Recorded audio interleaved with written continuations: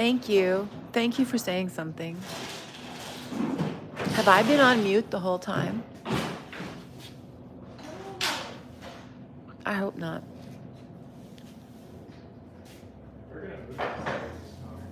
Oh my God, Wendy, how come nobody commented? So you missed the Mexican vacation.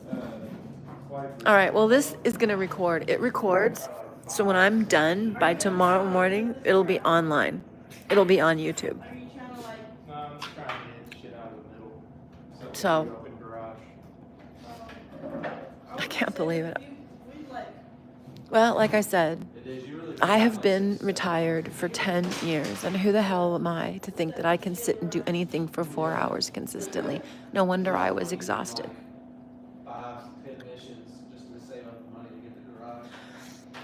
How fucked up that I'm on mute.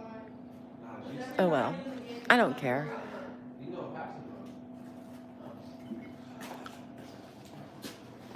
I guess it'll be a surprise when I release the book. Now, this is the last day I'm recording,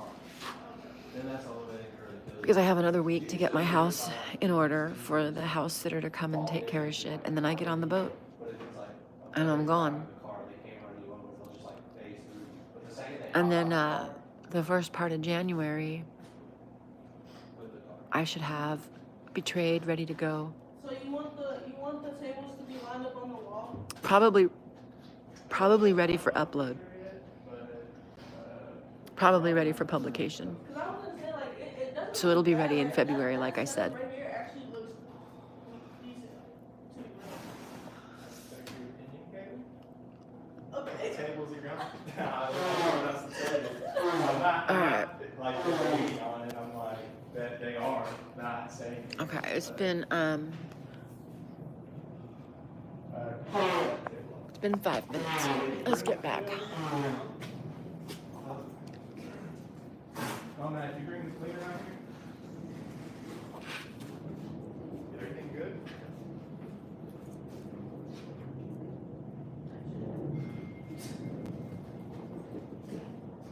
We never heard from no man.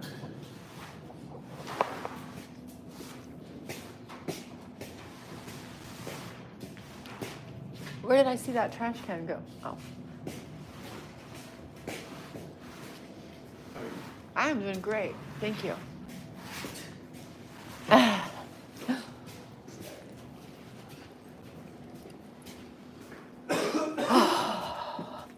It's not as exhausting. It's easy. Silly me thinking I can work that long. And I've been retired for almost 10 years. Seriously. Who do I think I am?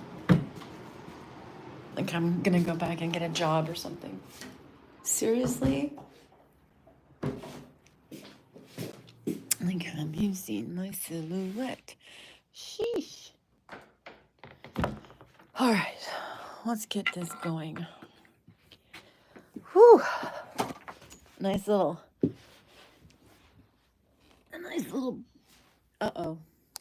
Okay. I tripped. And I think it goes in that one thing. Okay, let's put this back in here. I think you go in here. I'm pretty sure you go in there. It's the only hole. It looks like you go in there. So we're going to trust that you go in there. Yes, I know. Close. Okay. Close. Okay. Head. Okay.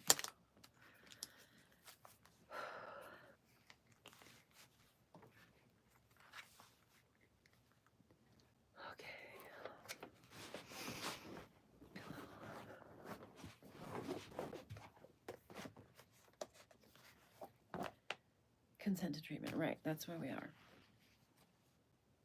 Okay.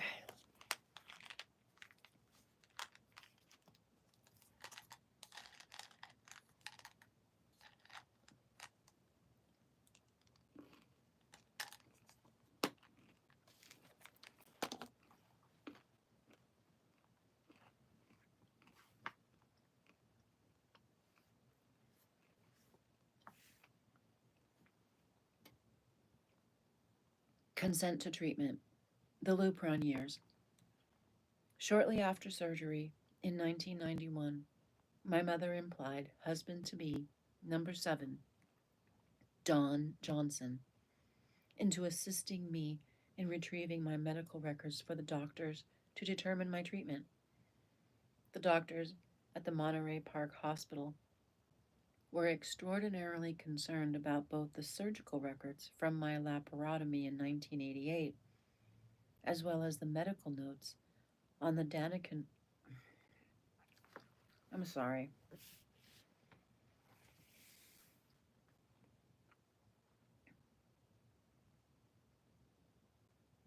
As well as the medical notes on the Daniken treatment, specifically how much, for how long, and any side effects that affected me.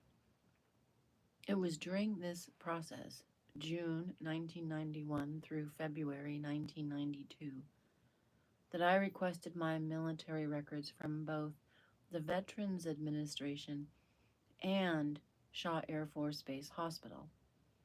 This would be my first official attempt at gaining my military medical records. Both agencies informed me there was no record of my military service and no medical records on file. The result was that I was informed I could no longer identify as a military veteran and was not entitled to any veteran benefits. This had a catastrophic effect on my mental well-being as my family and friends began to question what I did to have 36 months of military service erased from my history. The only way to retrieve my medical records was to apply for a benefits claim. Don Johnson brought home all of the paperwork, and Mom, Don, and I sat around my grandmother's dining room table with fruit and croissants and iced tea to fill out all of the paperwork. There was no response at first, and then, in late August 1991, just before my mother married number 7 legally, I received a denial of benefits letter. This denial, along with the refusal to retrieve my medical records, not only affected my mental health, but it affected my entire future and set my place. You know what? I keep skipping. Let's go to where we iced tea to fill out all the paperwork.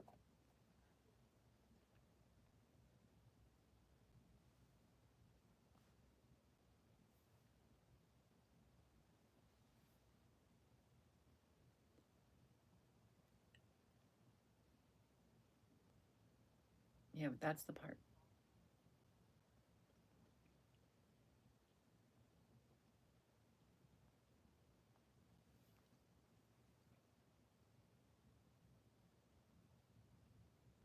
I received a denial of benefits letter. This denial, along with the refusal to retrieve my medical records, not only affected my health, but affected my entire future and set my place in the family as a questionably discharged daughter. It made no difference that my DD 214 stated that I was honorably discharged under the Force Reduction Act of 1986, nor that I had a guaranteed enlistment contract which sent me to air traffic control school at 36 months. None of this matters because the VA denied my benefits. It was at this time in 1991 when Don Johnson informed me that I could no longer check the veterans box on job applications or identify as a veteran in any way because the Veterans Administration did not recognize me as a veteran. I could not get a military ID. I could not use the VA facilities. I could not get a VA identification. As far as the VA was concerned, I had no record other than entering basic training in 1987 and being honorably discharged in 1990. Other than that, There was no record of my military service. Even my unit number and squadron assignment was unknown and unavailable, except what appeared on my DD 214.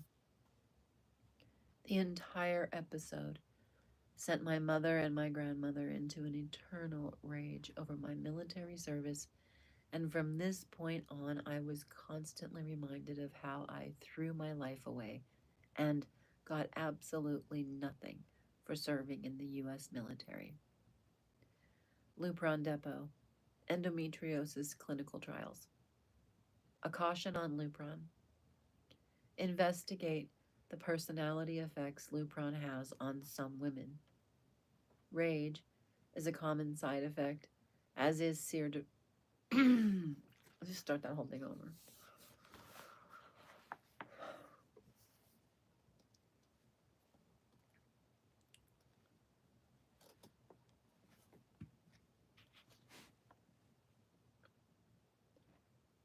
Lupron Depot, endometriosis clinical trials. A caution on Lupron. Investigate the personality effects Lupron has on some women. Rage is a common side effect, as is severe depression. Stroke is also a possibility in some women. It's very difficult to predict how each woman will react until she actually undergoes at least one injection, and by then, it could be too late to decide it was the wrong choice for her. You must commit to researching everything you can about Lupron, pro and con, before you decide it's the choice for you.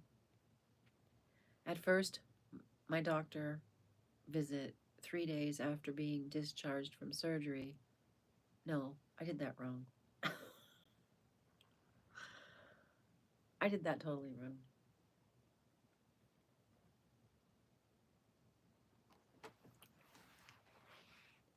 At my first doctor visit 3 days after being discharged from surgery, the doctor advised me to go on Lupron Depot, leoprolide acetate, for 6 to 9 months. At the time, 1991, the research on Lupron indicated women could have a lifetime maximum dosage of 300 milligrams for 12 months without serious side effects. The catch: the shots were $300 per injection, and I required a minimum of 6 injections. My doctor worked out a deal with the pharmaceutical company and my insurance carrier. They would pay half and half, only if I agreed to be monitored as part of a study group on the effects of Lupron. What the hell did I know? The doctor assured me I would not have any of the side effects that I experienced with danazol, so I agreed. I was 25, and I weighed 167 pounds, and I had worked hard to maintain that weight. The doctor had found a special clinical trial for Lupron, which required only the removal of endometriosis, leaving all reproductive organs intact. I was placed in the test group and received a Lupron Depot shot every 30 days for 9 months. The first shot came so close after surgery that if there were any side effects, I didn't notice them. The second shot, however, brought hot flashes. I learned to dress in layers so I'd be prepared. Since I wasn't in a serious relationship and I lived with family, the sex drive issues that other women experienced didn't affect me. By the third shot, my hot, cold flashes almost perfectly matched my mood swings. It usually went like this. Hot equals anger, frustration, irritation. Cold equals sadness, loneliness, depression, and crying spells. These mood swing hot flashes went on for the entire 9 months of therapy. I went back to work after being out on sick leave for the surgery in June. I was not only on chemotherapy, but in the middle of planning my mother's marriage to husband number 7. Another day, another shot. 6 weeks after surgery, near the beginning of August 1991, I received my second shot of an experimental treatment called Lupron in the form of a 325 milligram shot. The experiment was for 9 months, one shot every month at 12 mg per dose. Without it, the doctor explained, I would not live to see 28, and I might see 30 if I was lucky. The doctor had qualified me for the clinical trial, so my Lupron treatment was free, and my insurance company only had to cover the administration of the shot. I just had to answer a detailed questionnaire at each visit. It really didn't matter what the side effects were because my options were limited. I got my second shot of Lupron the end of October 1991. I was living in the Glendale apartment. My sister had joined Tammy and Erica in our clubbing adventures. I had met both Tammy and Erica at my job at Obayashi Construction, the same company that built all of Monterey Park, the Japanese district, and the Delta Center in Salt Lake City, Utah. During the weekend hotel adventures and Saturday night clubbing with Tammy, Erica, my sister, and her friends, I picked up a Marine named Link and began having a long-term affair with him. It was a mutually beneficial relationship as it provided Link an opportunity to leave the base whenever he could and provided me with a guaranteed Friday and Saturday night date. Translation: we were both guaranteed to get laid. Banished to the desert. My family dynamic was strained to the point of hostility, and I was eventually ostracized to the family vacation home 3 hours outside of Los Angeles in Paris, California. It was my grandmother's idea. I had a better chance of survival if I just held on and made it through the treatment.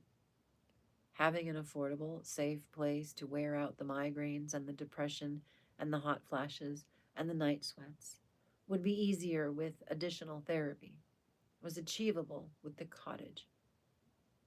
I packed up my clothes and my cat and my books and my music, and off we ventured to the country. I was moved in 2 weeks before the next shot. I spent the weekends in Pasadena after the shot and then drove home. I continued this routine for the remainder of the year, alternating between weekends with Gran and weekends with Mom. The hormone fluctuation caused by the Lupron treatments made my emotions unbearable. My weekends with Mom lasted just long enough for me to participate in the drama that was my sister's first of multiple suicide attempts, the Los Angeles riots of 1992, and my new stepbrother's outrageous posturing as a homeless orphan in Old Town Pasadena. Good times. By May, I was more of a wreck than before, and I called the good doctor and begged for relief when I got my final shot of Lupron. He prescribed some antidepressants to help with the mood swings to compensate for the lack of estrogen. The dosage was tremendously high and required regular monitoring. So I went to bed for the final 3 months of my treatment. For my birthday in April, after my March shot in Monterey Park, Mom drove us home through South Pasadena and bought me a dog, a little beige and white party field cocker spaniel, as a companion in my isolation. I named him Sebastian. I had been working in downtown LA, living with my grandmother in Pasadena and visiting my doctor every 11 weeks for a Lupron treatment. I would schedule them on a Thursday or Friday. That way, I could drink my way through the aches, pains, migraines, and night sweats that a jolt of Lupron gave me. By Monday or Tuesday, I could get back to work as usual. The side effects of the Lupron injections included migraine headaches, severe mood swings, and an inability to focus on work tasks. The mood swings caused tension with coworkers, and I left nearly every job, the first one in 1992. I went on unemployment and disability and remained unemployed through the course of the 9-month Lupron treatment. Mom and Don Johnson used the July 4th weekend as their excuse, reason, and venue to announce that they were getting married. The date was set for Mom's birthday weekend, August 30th and 31st, 1991, and they were getting married in the backyard of Don Johnson's home in North Pasadena off Washington Boulevard. Finally, on the last day of August 1991, just a few weeks after my surgery and the commencement of my Lupron therapy, Mom married Don Johnson in the backyard of his North Pasadena house on their birthday weekend. They had a small picnic in the plush garden in that swanky middle-class bedroom community populated by a melting pot of interracial couples. On the day of the wedding, I arrived right after my sister and her date, a Marine she had picked up on our last weekend party at Camp Pendleton. My grandmother gave her disapproving stare and said, "You brought a Marine to the wedding?" He then took off his shirt to assist with moving furniture, tree stumps, and other heavy objects my grandmother meticulously pointed out to him. Poor guy had no idea that my grandmother's consistent ordering around and his submissive responses were the nails in his coffin. He disappeared soon after the wedding. The month of September 1991 consisted of my sister and me arguing over who would pay the rent and where, because my mother was moving out of her South Pasadena home into Don Johnson's North Pasadena house with his family. I was eager to move in with Chris in South Pasadena because I loved that apartment. However, my sister did not want to live with me and preferred to live with my grandmother instead. She refused to go through the process of qualifying for the lease in South Pasadena, even though my mother had already greased the wheels with the landlord and he was eager to rent to us. Instead, my sister played my grandmother and, through a series of tantrums and fights, convinced my grandmother to move her into the upstairs bedroom while I remained on the couch downstairs. The tension was so bad in the house. My sister and I were fighting constantly, and my grandmother was not helping the situation by coddling my sister and egging her on with every tantrum. It took 2 weeks for me to find a cheap apartment in Glendale just off the bus route that took me to and from work. Once I moved out, my sister would come to visit me and complain constantly about my grandmother and what she was doing to her. I kept reminding my sister that if we had taken the South Pasadena house, she wouldn't be living like this. She would be free. From February 1992 through February 1993, I did not work or find employment except for a 60-day period as an administrative assistant for Western Lighting Standards in Paris. The company declared bankruptcy, and I was again unemployed by April 1992. Hospital horror. New Year's 1992. On the 6-month anniversary of my laparotomy in January 1992, the doctor lectured me to have children as soon as possible, as he administered shot number 3 of 325 milligrams of Lupron Depot. He admonished me to get started immediately. I was constantly overwhelmed with what it would take me to get started having a child. The very first, most important step was finding a fertile man. I really was trying to meet a man, establish a relationship, and get pregnant so I could have a family. Here I was discussing pregnancy all while renewing the migraine medication and adding Prozac to my regimen, although both medications were absolutely lethal to a budding fetus. 3 weeks later, I was hospitalized for 7 days due to an extraordinarily high temperature. It ended with a diagnosis of chronic pyelonephritis. The drama began when I began to feel sick because of what I thought was the flu. My sister came to my apartment in Glendale and took me to the Central Medical Clinic. When I was seen, the physician called my sister into the exam room and told both of us that she could prescribe antibiotics to fight whatever was attacking my system. But the clinic was not set up to handle my condition. My sister became irate and asked where we were supposed to go. In response, the doctor shrugged her shoulders and said, "Try the ER."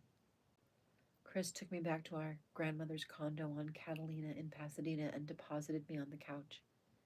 My grandmother was out of her mind with fury. She kept yelling at Chris, demanding, "Why did you bring her here?" My sister snapped and yelled back that she had no idea where else to go, and she expected Gran and Mom to help her figure it out. Meanwhile, I was vomiting into a bowl from the couch in the living room. Within an hour, the three of us were in the car, headed to the Huntington Memorial Emergency Room. As we left, Chris called our mom and Don Johnson to have them meet us at the hospital. It was 4 p.m. when we arrived at the ER, and Chris got me into the hospital waiting room and checked in. Once the forms were filled out and I was called for pre-screening, our grandmother left. It was Florida all over again, except this time Chris had to be the primary, not I.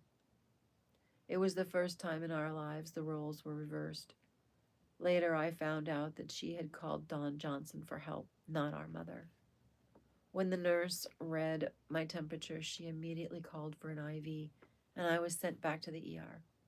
There were more blood tests, monitors on my heart and head, IVs in both arms. My mother and Don Johnson arrived at the hospital, and Mom came to the ER exam room with an orderly and a gurney. I was being admitted to intensive care. Mom walked with the orderly, the gurney, and me from ER to the main hospital.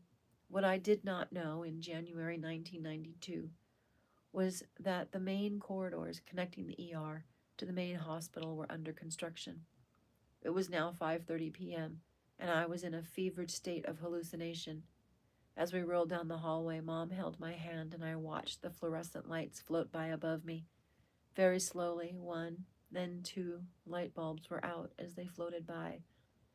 The doors on the exam rooms and offices were missing, and a wall of plywood dotted the walls in mismatched shapes, covering the window openings. As we rolled, the number of dark lights floating by increased until the lights that were on began to have a flickering effect as they floated by.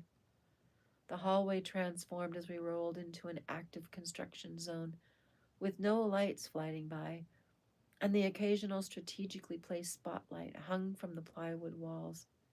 Lifts and ladders rolled by me, and somewhere inside an empty room, someone was using a bench saw. Then, another unseen worker started a vacuum. Logic tried to break through the fever of hallucinations, and as we rolled along the hallway of terror, I was sure I had contracted HIV/AIDS in the 18 months of partying, fucking, clubbing, and drinking. This only made my hallucinations worse, and I began to tremble and cry, believing my life was ending, like Jacob's ladder. I was sure the moment I escaped from Freddy Krueger's corridor of nightmares, I would wake up in a hospital room at Shaw Air Force Base. My hallucinations and hysteria climbed higher with each rotation of the gurney wheels, until finally the fever took over and I lost consciousness. I woke up as the orderlies were transferring me to the bed. They were upset and worried. "She's too hot. Get her temp now." The nurses hustled my mother out of the room and began arranging my IV and monitors. They took my temperature 3 times when one of the nurses pressed an alarm as she said, "Get ice now." The fever had reached 104. I heard the word ice and said, "Yes, can I have some water?" From the opposite side, a male nurse reached down and gently touched my arm. He said, "Just a minute, honey. We need to make sure water won't hurt you." The hospital room door burst open and 2 orderlies walked in. The male nurse had them place the buckets on the end of the bed and began placing bags of ice on my body. Immediately I fell into Jacob's ladder and went hysterical. The ice was literally burning my body. It felt like acid. As fast as I was pulling the ice off, it was melting. The female nurse, who seemed to be the lead, said, "Restraints," and one of the orderlies left the room, while the other held ice to the inside of my thigh. I had already been given the maximum sedative, but my hallucinations were overriding their effectiveness. The male nurse put his hand on my shoulder and pushed me to the bed. He said, "Honey, I don't want to use restraints, but if we don't get your blood cooled down, you are going to die." In my hallucination, I was sure I would drown if I put my head down, because I was in a bathtub filled with cold water and ice. The monitors were beeping and my temperature was rising while I fought both men in my fevered state. The second orderly returned, and within moments I was restrained by both legs and both arms. They placed towels on my body and tucked ice under my neck and in each armpit. There was a bag on my abdomen, one bag on each ankle, and two bags between my legs at my upper thigh. My temperature was 102. I gotta go back. My te-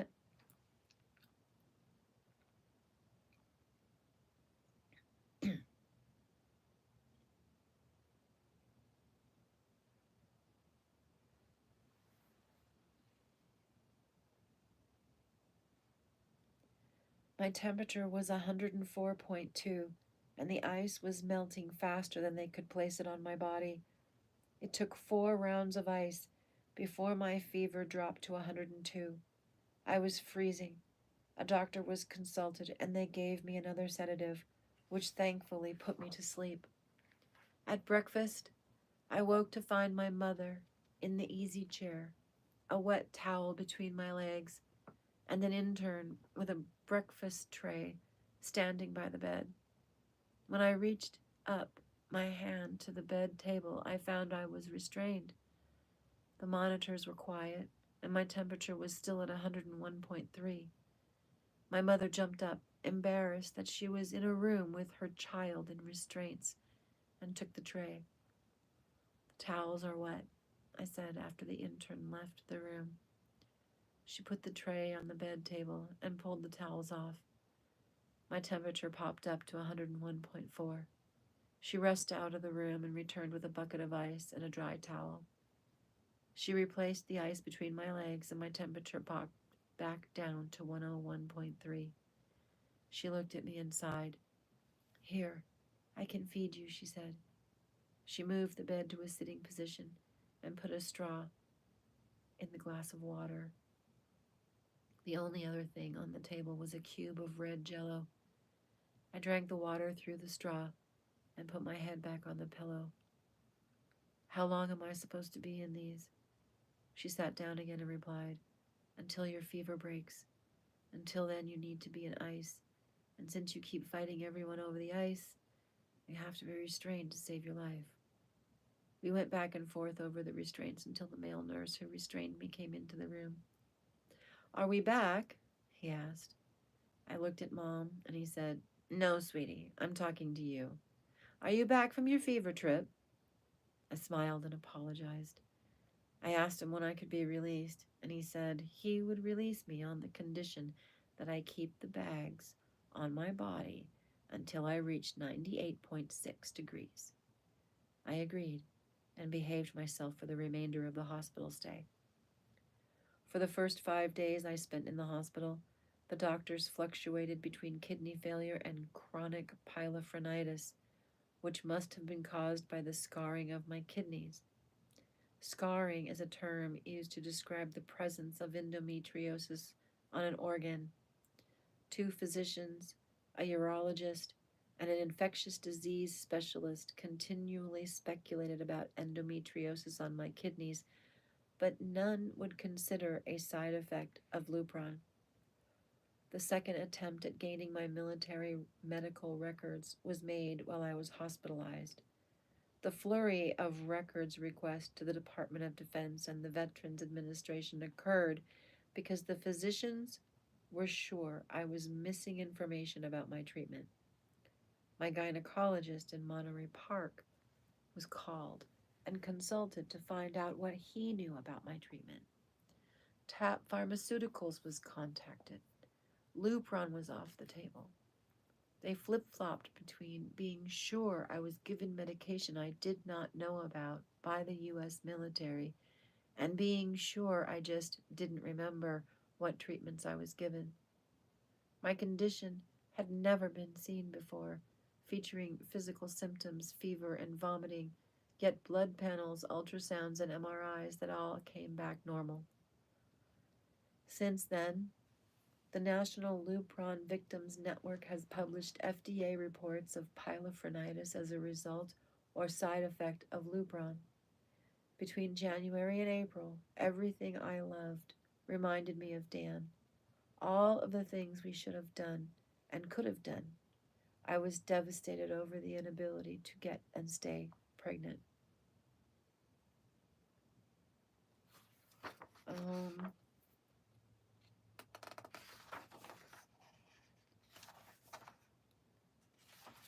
I don't think I can do this in 40 minutes. It's a long one. Hold on.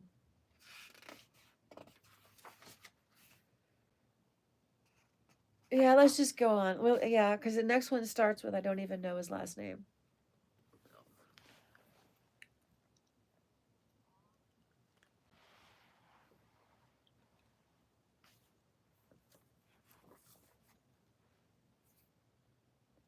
I don't even know his last name. Indian summer was Grandpa's favorite time of year.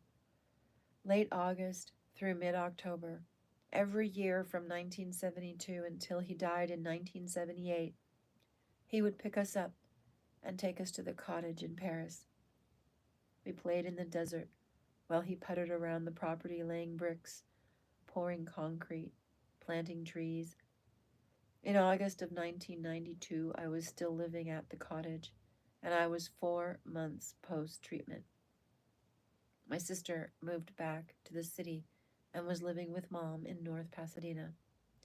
I was back at work in a light standard manufacturing company doing bookkeeping and plan review for cost control. Mom and Gran came out one weekend to talk about the bougainvillea and the homeless orphan drama that was her new stepson when I asked about the notes. During my time of Lupron banishment, twice, a mysterious note appeared on the door addressed to my grandmother. They told me the notes were from a local boy who used to work for Grandpa. He stayed in touch with Gran by leaving notes at the cottage. It seemed odd that he left the notes on the door and not in the mailbox, meaning he felt comfortable enough to climb the fence and walk up the driveway. In any case, he was no longer local, and we would have to find someone else. I can remember how I found the landscaper, but within a week he had the bougainvillea tamed, the grapes tied, and the trees trimmed. By the second week, he had the gardens tidy, and by the third week, he brought his assistant to trim and rake and cut while we ate lunch on the patio. This routine went on until October 1992. The landscaper and I drinking beer on the patio or going for a ride on the four-wheeler once a week, sometimes twice if the weather was nice for a ride. I read voraciously the entire time I was in Paris. My grandfather's books were still in crates and boxes, and I poured through every one. My free time was spent at used bookstores, where I found multiple days' worth of escape into this land or that drama. Stephen King, Anne Rice, Dean Koontz, all of the horror and thrillers I could find. I was an expert by then on all things Victorian horror, specifically Mary Shelley and, of course, Bram Stoker. We split time between North Pasadena and Paris, with Mom coming out to Paris every other weekend. It really was lovely for all three of us. For the first time, we began to recover, each from our own issues and illnesses. My sister and I had begun a routine of partying every weekend. We rotated between Pasadena and Oceanside on the San Diego coast. Our weekend clubbing, dancing, and drinking were what we looked forward to each week. The pyelonephritis had subsided almost completely. I could no longer drink beer and turned to wine. The weekend partying turned into a Friday through Sunday bender. I was miserable after all the antibiotics and add-back therapy and the constant doctor appointments. At least twice a month at the age of 25, I was reminded by another physician that if I didn't get pregnant immediately, I would not live to see the age of 30. My endometriosis, coupled with the Danacrin and the Lupron depot clinical trial, had progressed too far to be cured by hysterectomy. I lied about my alcohol use, but was truthful about the sex. I truly was trying to get pregnant. I just wasn't informing anyone I was fucking of my intentions. The trips to Oceanside, the parties in hotel rooms with Army, Marine, and Navy service members shipping out to Kuwait, Dubai, and Bahrain perfectly facilitated my quest for pregnancy. I had given up on meeting any decent man of quality to be a husband and father, so an anonymous fuck with a drunken soldier on a Saturday night was just as handy. I took on the behavior and attitude of the stereotypical one-night stand, giving fake names and made-up phone numbers. The added benefit of a soldier on deployment was taking his address, so I could lie to him with a promise to mail him pictures. Over the course of a 2-week period, I woke up on the front lawn of the Pasadena condo when the sprinklers kicked on just before sunrise. On more than one occasion, I woke up in an unknown location.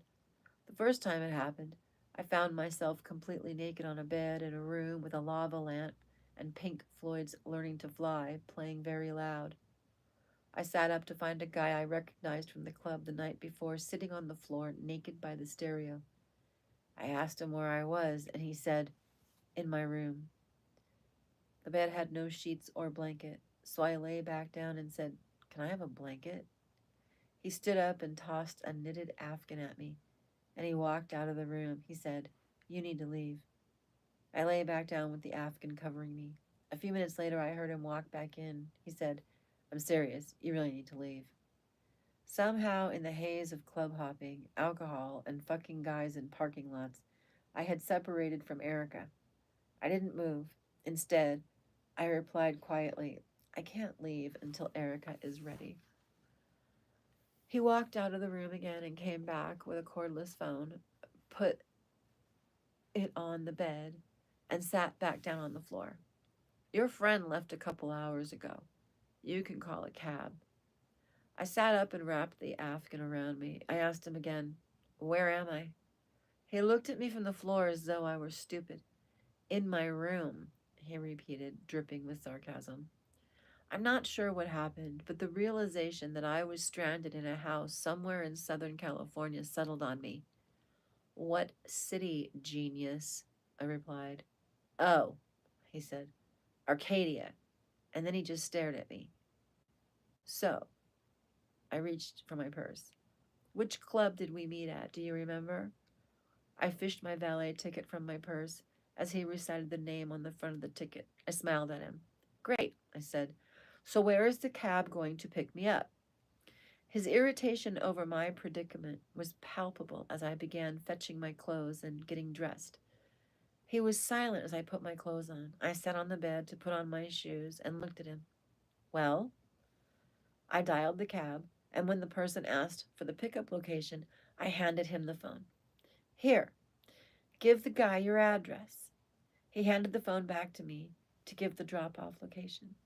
I used the valet ticket to backtrack to my car and got home, again, at sunrise. The incident was a mere overshadowing of what was to come, because by the time I was in my mid-20s, most people viewed me as the girl who sleeps around, a slut, who was often ill and probably more than a little crazy. And let's not forget the anger. There was always the anger. Suicidal tendencies. In mid-May 1992, as I was settling into Paris and accepting the fact that the Lupron has affected me more than anticipated, my grandmother received a call from the Canadian cousins. Within a few days, letters arrived with invitations and announcements which were used by moms and What? I gotta start that over. Invitations and announcements which were used by mom and grand.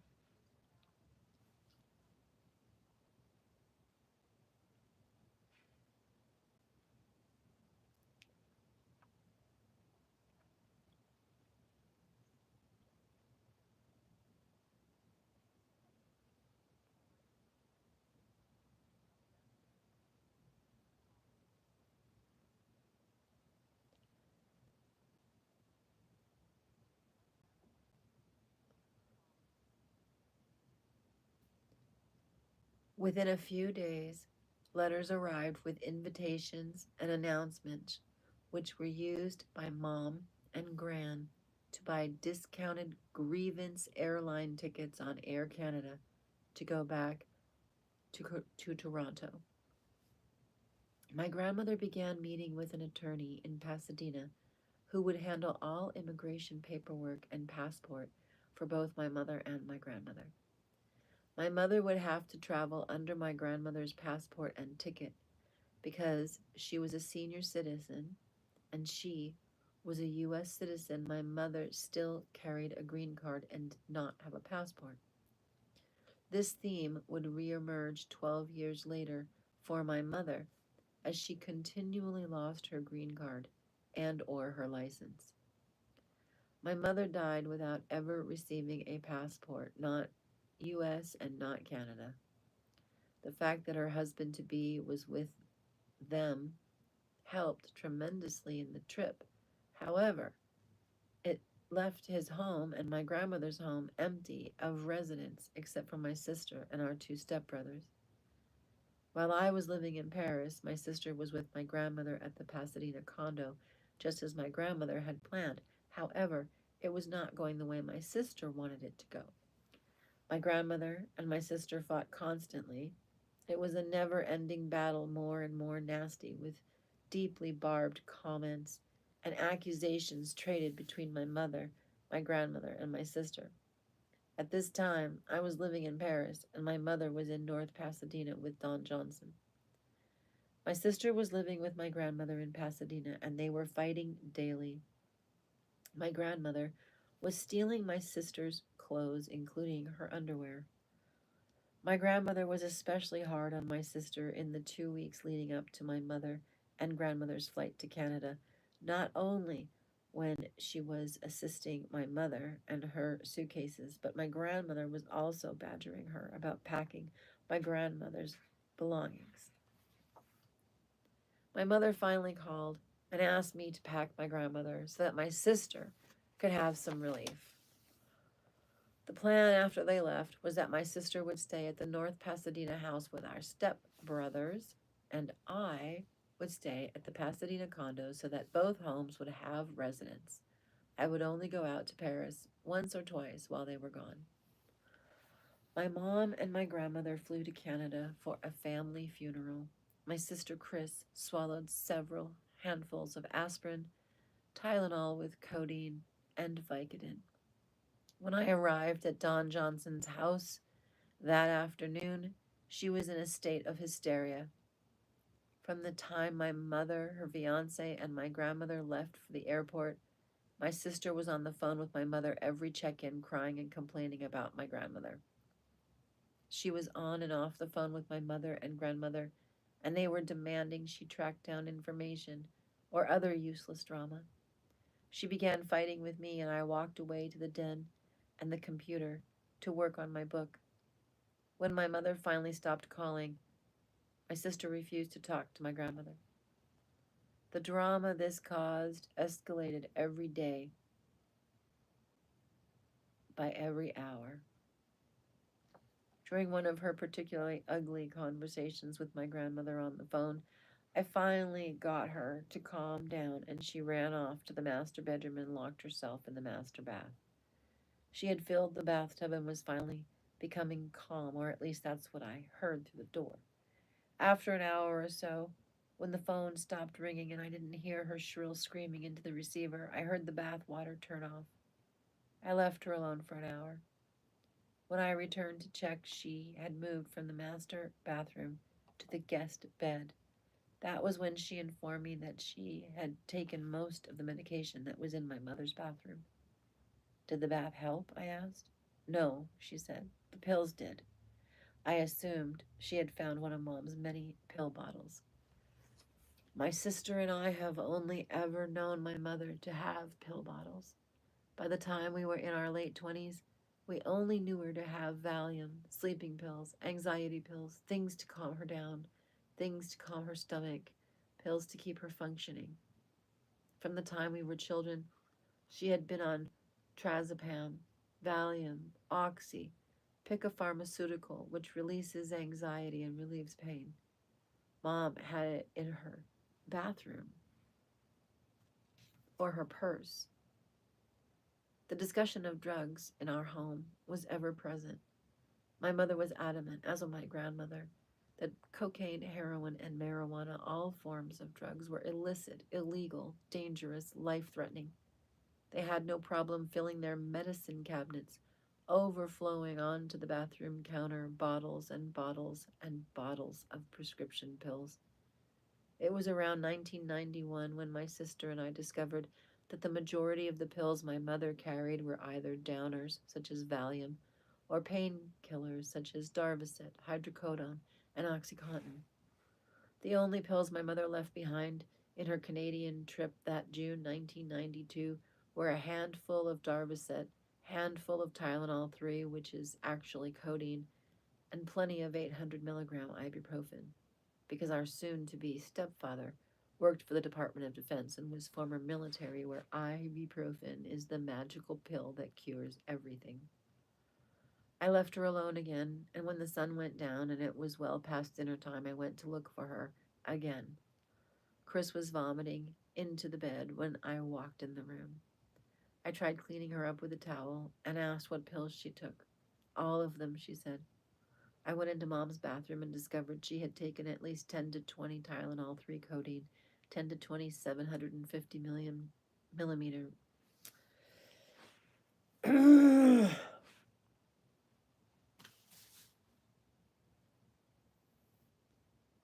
only pills I left behind were a Canadian trip.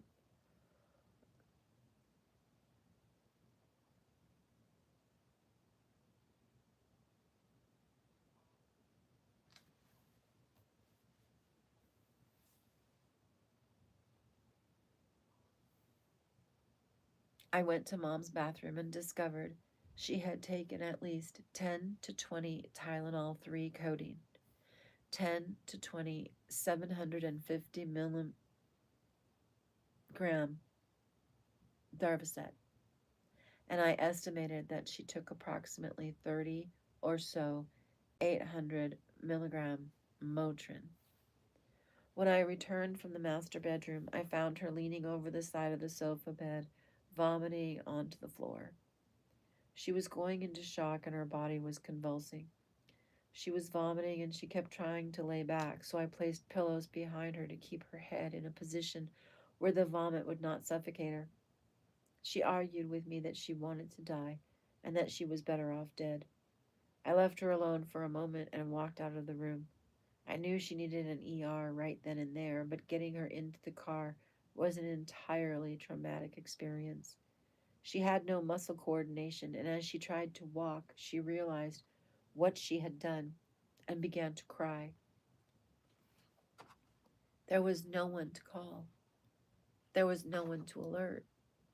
My choices were to dial 911 or to find the nearest hospital and take her there. I had just spent 3 years in the U.S. Air Force, where combat emergency medical training was a requirement, and was trained on a monthly basis. I watched as my sister went through all of the phases of what I would have known to be a drug poisoning. My sister had a job which provided her health care insurance under Kaiser. Instead of calling 911, I called the Kaiser nurse practitioners and asked what I should do. It seemed a ridiculous question, but considering that my sister just tried to commit suicide, I knew that if I involved police, there would be consequences I could not control. Once I gave the nurse practitioner all of my sister's information from her Kaiser insurance card and described what was happening. I was on the phone for less than 90 seconds with the nurse practitioner. She sent me to an emergency room at the Kaiser right outside of Dodger Stadium near downtown LA. I dragged my sister from the house to my grandmother's Honda and began the 15-minute journey from North Pasadena. I ran red lights. I drove 80 miles an hour on the 110 freeway and came screeching into the ER with my sister in the passenger seat. By the time I got her to Kaiser, the orderlies had a gurney waiting to carry her into the hospital. They had her strapped down because she was screaming and yelling and fighting with them. As she would begin each protest with the scream, It would be interrupted by a convulsive retch as she began dry heaving from the drug poisoning. She flailed her arms and legs and struck the orderlies until finally they had her strapped to the gurney and wheeled into the emergency room.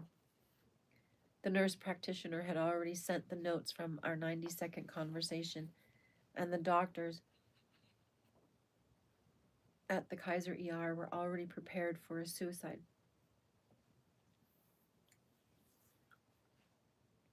And the doctors at the Kaiser ER were already prepared for a suicide. Once I got all of the paperwork filled out, I walked into the treatment room just as a nurse practitioner was bringing hoses and charcoal to the bedside. My sister had finally calmed down and was simply crying. I kept hoping she would pass out, but the nurses would awaken her by tapping her cheeks and squeezing and pinching her arms to keep her awake. They pumped her stomach within 5 minutes of arrival. At first, the medical team escorted me out of the room where I waited for her. Despite the fact that my sister was still strapped to a gurney, she was fighting the medical team so desperately that they could not get the hose into her nose to pump the list of drugs out of her stomach. A nurse came out covered in charcoal and asked me if I would come in and calm my sister. She said that my sister's pulse and blood pressure were becoming critical to get the drugs out. There was no other way. When I returned to my sister's gurney, I simply held her head for a moment as the nurse pushed the hose into her nose, and she cried out in pain. As soon as the hose went down her throat and reached her stomach, she began violently vomiting. She vomited various colors once, twice, until finally she simply vomited charcoal. The nurses pulled the hose out, applied an IV to her arm, gave her a sedative, and she passed out. I was escorted back to administration, where I was informed my sister would remain until the morning, when at 9 a.m. she would be transferred to the Kaiser Mental Health Facility for 72-hour hold because she was a suicide attempt. California law required she remain under observation for 72 hours to ensure she was not a danger to herself or others. I needed to sign the paperwork because I was the only next of kin available and present at the time for my sister. I asked the counselor who was walking me through the process to see if law enforcement would be involved.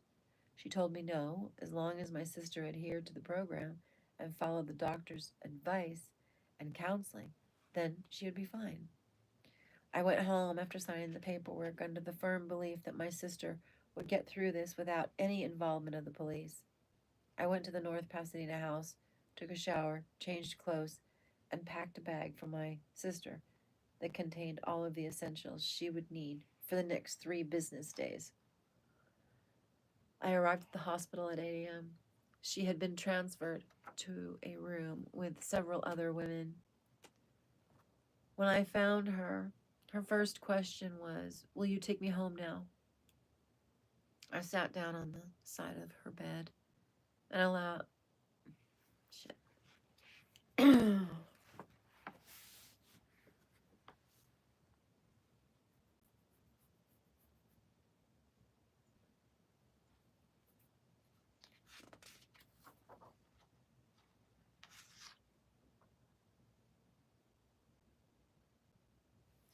I sat down on the side of her bed and showed her the bag of clothes that I had for her. I told her she was being admitted to the hospital as they wanted to observe her for 3 days. I told her all the paperwork was covered by her insurance and that her doctors were going to take care of everything. She was furious about having to stay in the hospital, but she was getting a lot of attention. My mother had not been notified yet, nor had my grandmother, so she was in a state of limbo on what to do. The results of this confusion in her mind, coupled with the fact that she was still on the hospital bed, made her supplicant, and she went along with the plan. She was polite and nice to the nurses, and made friends with the women in the room. When they came to transfer her from her current room and admit her to the hospital for 3 days, she went along beautifully until they took her to the ambulance. When they loaded the gurney into the ambulance, she was furious. I told her that if she went along with everything and behaved herself and did everything the doctors told her, no law enforcement would be notified. She would never have to speak to a police officer. She simply could not grasp the fact that not only had she attempted the crime of suicide, but she stole drugs that were not hers in a house where she did not live. That was the last time I saw her until 6 days later when I went up to pick her up at the mental hospital. My mother, her fiance, and my grandmother were scheduled to return the morning my sister was scheduled to be released from her 72-hour hold.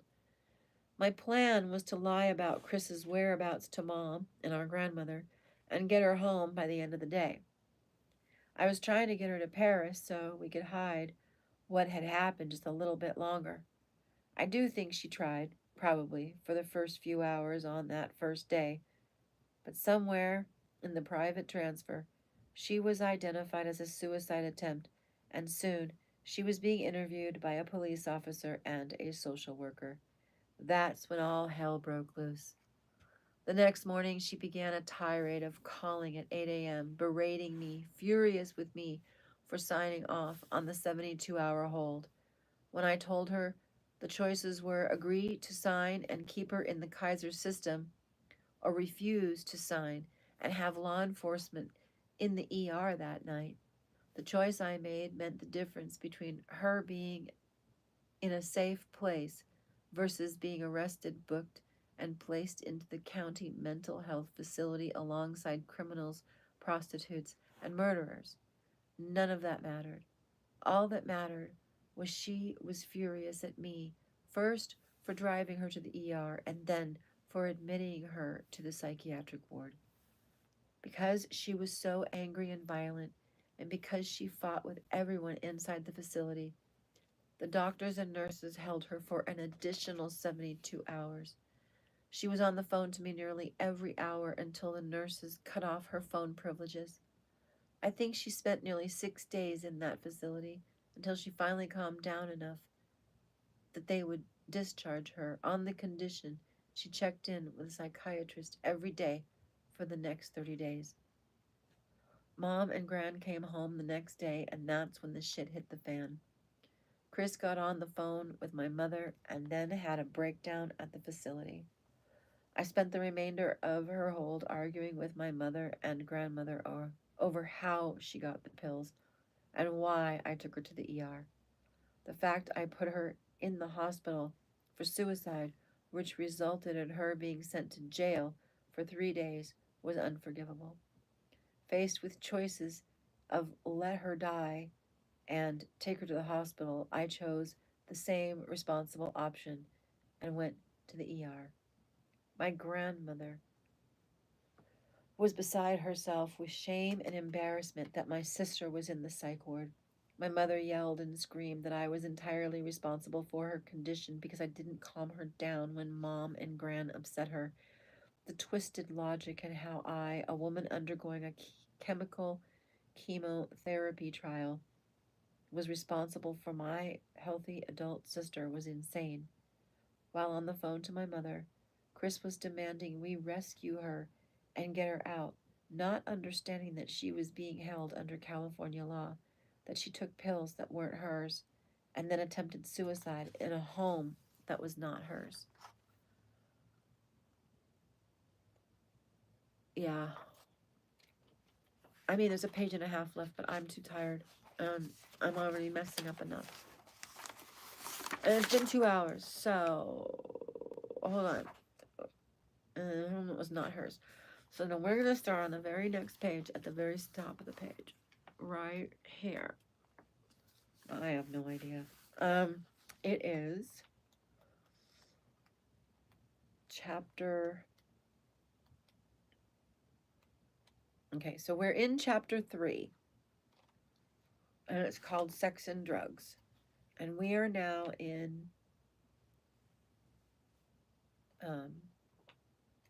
Is this Lupron? No, this is dysfunctional family shit. Hold on. Suicidal tendencies. This is suicidal tendencies, and we're going into losing love.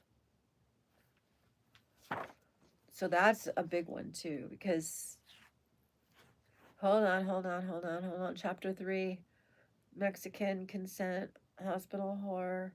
Okay, we're on page 131, and we're going to pick up on page 1.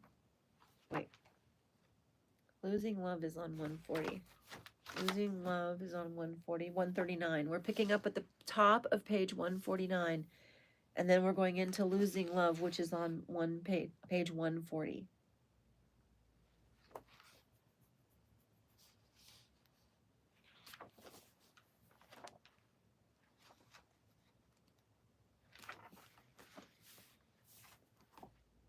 All right. I'm going to pack up and turn this off and turn this off and turn this off. Okay. So that is it until January. I am focused on getting my house nice and pretty for the people who are going to take care of my babies while I am gone. I am focused on the January parties, and I am focused on finishing Betrayed by the end of January so that I can submit it by February, March for publication. That's where we're at. Okay. Goodbye. Finish. And goodbye. See you guys later.